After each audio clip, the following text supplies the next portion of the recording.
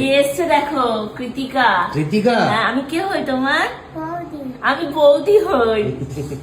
ও বৌদি দেখতে। তুমি কি করতে এসছো বলো? আমাকে দেখতে। বৌদি ভালো লাগে দেখতে? বৌদি দেখতে ওর ভালো লাগে। আমি যখনই আসি ওর মাকে বলে, ওর বাবাকে বলে, বৌদি দেখবো, বৌদি দেখবো, আমাকে ওই বাড়ি দিয়ে আসো, তাই? হ্যাঁ বৌদি, কি দেখো তুমি এত?